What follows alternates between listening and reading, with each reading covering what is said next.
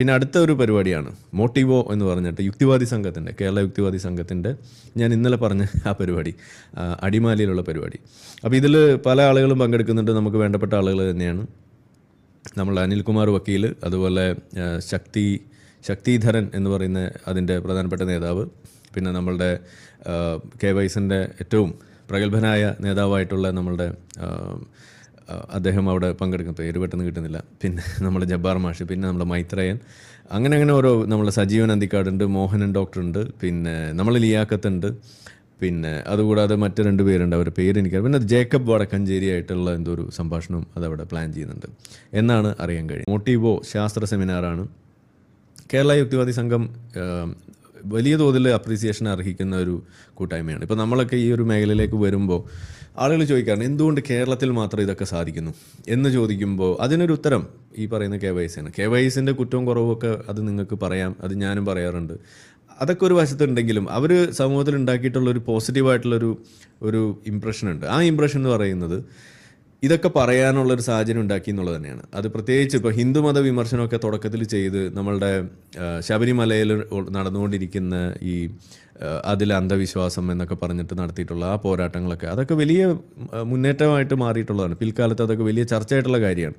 അപ്പോൾ അതൊരു ഒരു എന്താ പറയുക, ഒരു മൈൽ സ്റ്റോൺ ആയിട്ട് തന്നെ പറയുകയാണ്. ഇപ്പോൾ കേരളത്തെ സംബന്ധിച്ചിടത്തോളം ഏതെങ്കിലും ഒരു അങ്ങാടിയിൽ ഒതുങ്ങി നിൽക്കുന്നതല്ല, എറണാകുളത്തെ ഏതെങ്കിലും ഒരു സിറ്റിയിലോ അല്ലെങ്കിൽ കോട്ടയത്തെ ഏതെങ്കിലും ഒരു സ്ഥലത്തോ മാത്രം ഒതുങ്ങി നിൽക്കുന്ന ഒരു സംഭവമല്ല. അത് കേരളം മൊത്തം അതിൻ്റെ എഫക്റ്റ് കാണുന്ന രീതിയിൽ, അതിനെ വളർത്തി കൊണ്ടുവരുന്ന രീതിയിൽ, അതിൻ്റെ ആശയം എത്തിക്കുന്ന രീതിയിൽ അത് സംഭവിച്ചിട്ടുണ്ടെങ്കിൽ അതിന് വലിയ ഒരു എന്താ പറയുക, ഒരു ഇമ്പ്രഷൻ ഉണ്ടാക്കാനുള്ളൊരു വഴി അതവർ തുറന്നിട്ടത് ഇന്നും നമ്മളതിൻ്റെ ഗുണം അനുഭവിക്കുന്ന ആളുകളാണ്. അപ്പോൾ അതൊരു വലിയ ഒരു കാര്യമാണെന്ന് തന്നെയാണ് ഞാനതിൽ പറയാം.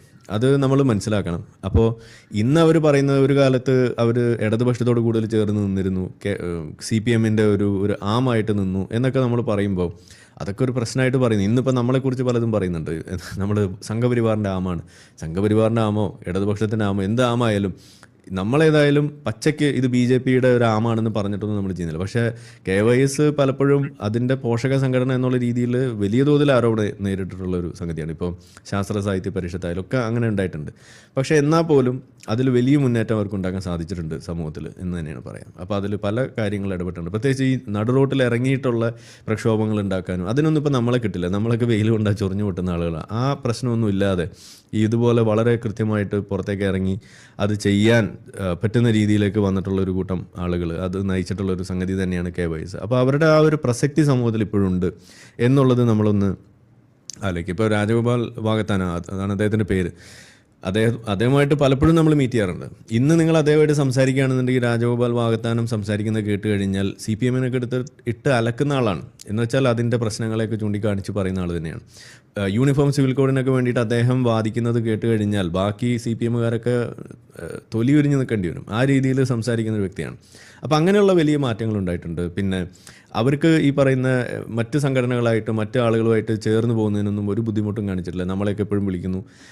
ഈവൻ എസൻസിൻ്റെ പോലും പല പരിപാടികളിൽ അവരുടെ ആളുകൾ വരാനും അവർ സാന്നിധ്യം അറിയിക്കാനൊക്കെ അവർക്ക് സാധിക്കാറുണ്ട്. അപ്പോൾ ഈ ക്യാൻസൽ ചെയ്യുന്ന പരിപാടി, ഈ പ്ലാറ്റ്ഫോം ചെയ്യുന്ന പരിപാടി, ഇതൊന്നും ഇല്ലാതെ വളരെ വൃത്തിക്ക് അവരുടെ കാര്യവും നോക്കി മുന്നോട്ട് പോകുന്നൊരു പ്രവണത ഇന്ന് പ്രകടിപ്പിക്കുന്ന ഒരു സംഘടന, അത് ഇന്നത്തെ നേതാക്കൾ കാണിക്കുന്ന ഒരു മെച്ചൂരിറ്റിയും കൂടിയാണെന്ന് പറയുന്ന വൃത്തിയില്ല.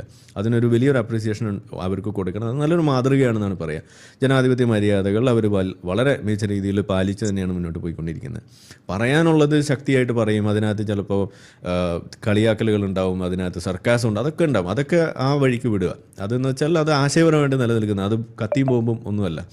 പക്ഷേ ഇതങ്ങനെയല്ല. ഇത് ക്യാൻസൽ ചെയ്യുക എന്ന് പറഞ്ഞു കഴിഞ്ഞാൽ അത് നിങ്ങൾ ഒരാളെ കൊല്ലുന്നതിന് തുല്യമാണെന്നാണ് ഞാൻ പറയാം. അത് ചെയ്യരുത്. അതിൻ്റെ അർത്ഥം നിങ്ങൾക്ക് ആശയപരമായിട്ട് ഒരു പാപ്പരത്വം ഉണ്ട് എന്നും കൂടിയാണ് അവിടെ അത് വിളിച്ചത് വരിക. അപ്പോൾ ഏതായാലും ഈ പരിപാടി വിജയിപ്പിക്കേണ്ടത് നമ്മളുടെ ബാധ്യതയാണ്. അത് നിങ്ങളത് ഏറ്റെടുക്കണം. അടിമാലി അത് ആണ് നടക്കുന്നത്. ഇടുക്കി ഭാഗത്ത് അല്ലെങ്കിൽ അവിടേക്ക് എത്തിച്ചേരാൻ സാധിക്കുന്ന ആളുകൾ, കോട്ടയം, എറണാകുളം, ആലപ്പുഴ ഈ ഭാഗത്തൊക്കെയുള്ള ആളുകൾ കഴിയുമെങ്കിൽ അതിന് പോയി, ഇനി അതല്ല ഇനിയിപ്പോൾ നിങ്ങൾക്ക് ഇടുക്കി കാണണമെന്ന് ഒരു ആഗ്രഹം ഉണ്ടെങ്കിൽ എന്നാൽ പോലും നിങ്ങൾക്ക് പോയി പങ്കെടുത്ത് അത് വിജയിപ്പിക്കാൻ സാധിക്കുമെങ്കിൽ ചെയ്യണം എന്ന് തന്നെയാണ് ഞാൻ പറയുന്നത്. നമുക്കൊന്നും ഇപ്പോൾ അങ്ങനെ എല്ലായിടത്തും പോകാൻ പറ്റാത്തതുകൊണ്ടാണ്. അല്ലെങ്കിൽ നമ്മളൊക്കെ പോയേനെ. ഇപ്പോൾ എറണാകുളത്തൊക്കെ പരിപാടി വെച്ചാൽ നമ്മൾ വിളിച്ചില്ലെങ്കിലും നമ്മൾ പോകും. അത് നമ്മളുടെ ഒരു രീതി, അങ്ങനെ അങ്ങ് പോകുക എന്നുള്ളതാണ്. അത് ക്ഷണിച്ചാലേ പോവുള്ളൂ, അങ്ങനെ കത്ത് കിട്ടിയാലേ പോവുള്ളൂ എന്നൊന്നും നമുക്കില്ല. നമ്മൾ ചുമ്മാ അങ്ങ് കയറി ചെല്ലുക എന്നുള്ളതാണ്. അപ്പോൾ അങ്ങനെ നിങ്ങൾക്ക് പറ്റണം എന്നുള്ളതാണ് പറയുന്നത്. അത് നല്ലൊരു കാര്യമാണ്. അത് നിങ്ങൾക്ക് കൊടുക്കാവുന്ന, നിങ്ങൾക്കിപ്പോൾ വലിയതൊന്നും നിങ്ങൾക്ക് ചെയ്യാൻ കഴിയില്ലായിരിക്കും. പക്ഷേ നിങ്ങൾ അന്നൊരു ഒഴിവ് ദിവസമാണ്, നിങ്ങൾക്ക് പോകാനൊരു അരമണിക്കൂറെങ്കിലും സമയമുണ്ടെങ്കിൽ ഒന്ന് ചെന്ന് അതൊന്ന് പങ്കെടുത്ത് വിജയിപ്പിക്കുക എന്നുള്ളതാണ് നമ്മളുടെ ഒരു ഒരു റിക്വസ്റ്റ്. അത് നിങ്ങൾ ഒന്ന് പരിഗണിക്കുക.